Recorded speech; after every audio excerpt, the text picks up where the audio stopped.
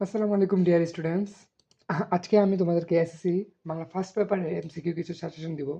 2025 সালে যারা এসএসসি পরীক্ষা দিবে তাদের জন্য এমসিকিউ সাজেশন।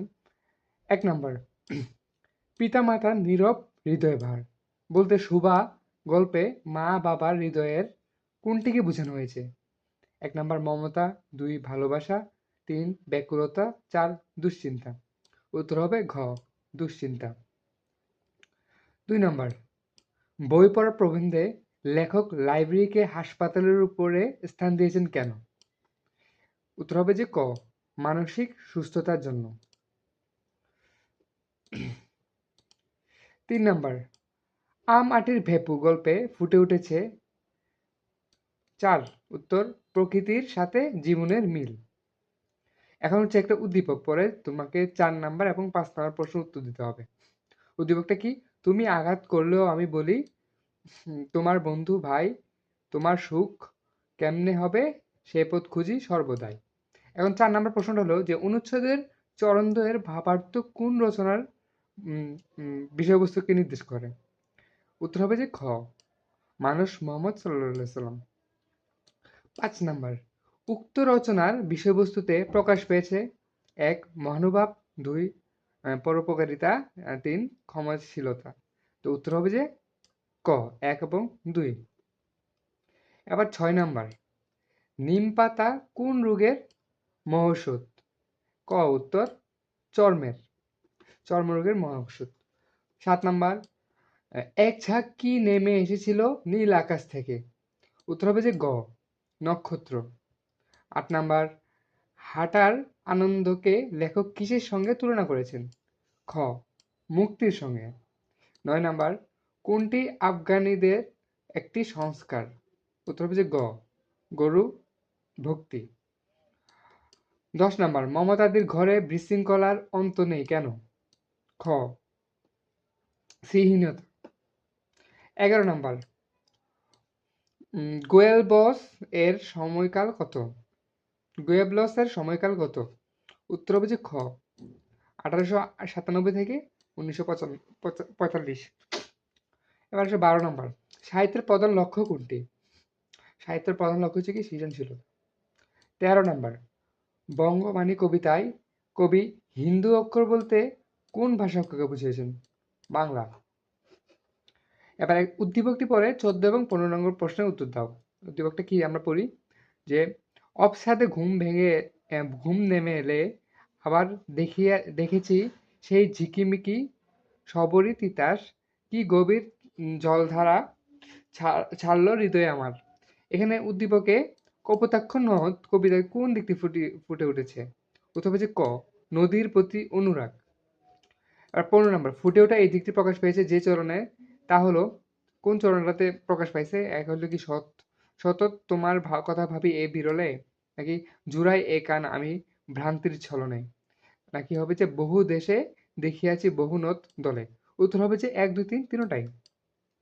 এবার দেখি 16তে কি আছে যে ওহে জীব কর আকিঞ্চন। বাক্যে আকিঞ্চন শব্দের অর্থ কি? আকিঞ্চন মানে হলো যে আকাঙ্ক্ষা।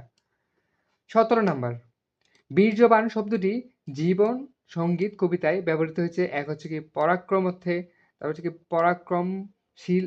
পরাক্রমশালী অর্থে, আর 3 হচ্ছে যে শক্তিশালী অর্থে। উত্তর হবে যে 1 2 3 তিনটাই।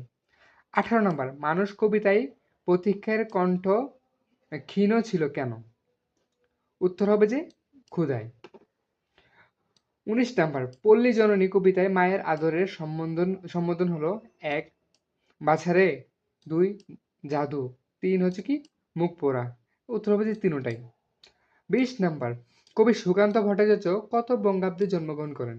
উত্তর হবে যে 1333 বঙ্গাব্দ। 21 নম্বর, তেজি তরুণ কে? ঘ নাম্বার, বনে জঙ্গলে ঘুরে বেড়ানো যুবক। 22 নম্বর, তিতুমির কত সালে শহীদ হন? উত্তর হবে যে গ 1831 সালে। 23 নম্বর, প্রকৃতপক্ষে বাংলার স্বাধীনতা সূর্য কত সালে অস্তমিত হয়? উত্তর হবে যে ঘ 1757 সালে। এবার আসি কি 24 নম্বর, কখন আসবে কবি এখানে কাকে কবি বলা হয়েছে? উত্তর হবে যে শেখ মুজিবুর রহমানকে। এটা এবার আসতে নাও পারে, কারণ তোমরা তো বুঝতেছই। 25 নাম্বার, সৈয়দ ওয়ালিউল্লাহ কত সালে জন্মগ্রহণ করেন? 1922 সালে। 26 নাম্বার, কার কাঁধে মাথা রেখে তিনু ঘুমিয়ে যেত? খ নাম্বার, বুধার। 27 নাম্বার, তোমার সঙ্গে আমি কেন যাব? গায়ে থাকবে কে? গায়ে থাকবে কে? এ বক্তব্যে কি প্রকাশ পেয়েছে? 1 নাম্বার হচ্ছে কি দেশাত্মবোধ, 2 নাম্বার সাহস, 3 নাম্বার প্রতিশোধ স্পৃহা। এর উত্তর হবে যে 1, 2, 3 তিনোটাই। এবং উদ্দীপকটি পরে 28 এবং 29 নাম্বার উত্তর দাও। উদ্দীপকটা আমরা যদি পড়ি তাহলে কি হবে? পিতৃমাতৃহীন মিতুকে তার চাচি গ্রামের প্রভাবশালী ব্যক্তি বুড়ো মাকবুল মিয়ার সাথে বিয়ে দিতে চাই। এটা দেখেই তোমরা বুঝতেছো এটা কি। তারপর মিতু পালিয়ে গিয়ে পাশের গ্রামে সমাজ হিতৈষী ব্যক্তি সগীর সাহেবের বাড়িতে আশ্রয় নেয়। এতে উভয় পক্ষের হুমকি ও পাল্টা হুমকিতে পরিস্থিতি ভয়াবহ হয়ে ওঠে। অবশেষে মকবুল মিয়া বাস্তব অবস্থা অনুধাবন করে সবকিছু মেনে নেয়।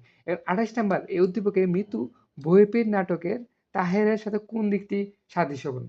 1 নাম্বার হচ্ছে কি পালিয়ে যাওয়া। হ্যাঁ, যেহেতু হচ্ছে কি পালিয়ে যাওয়া। 29 নাম্বার কি বলছে? উদ্দীপকের সগীর সাহেবের ভূমিকা হাতেম আলীর চরিত্রের বৈশিষ্ট্যের অনুরূপ, কারণ উভয়ের মধ্যে রয়েছে দূরদর্শিতা নাকি মানবিকতা নাকি সহমর্মিতা। উত্তর হবে যে গ, মানবিকতা আর সহমর্মিতা। এবার আসি 30 নাম্বার। 30 নাম্বার কি বলছে? মনে হয় তুমি আমার মুরব্বী, মনে হয় তুমি আমার মুরব্বী। উক্তিটি কে বলেছিল? চাচি বুধার চাচি এটা বলেছিল। তো এই ছিল তোমাদের এসএসসি বাংলা ফার্স্ট পেপারের জন্য এমসিকিউ সাজেশন। এগুলো থেকে তোমরা কমন পেতে পারো। তো এগুলো পরে দেখে যাও, আরো এক্সট্রা আরো প্র্যাকটিস করো, অবশ্যই ভালো কিছু হবে। তো আমার ইউটিউব চ্যানেলটা যদি তোমরা সাবস্ক্রাইব না করে থাকো তাহলে সাবস্ক্রাইব করে দাও আর টিক দেবে লাগবেন।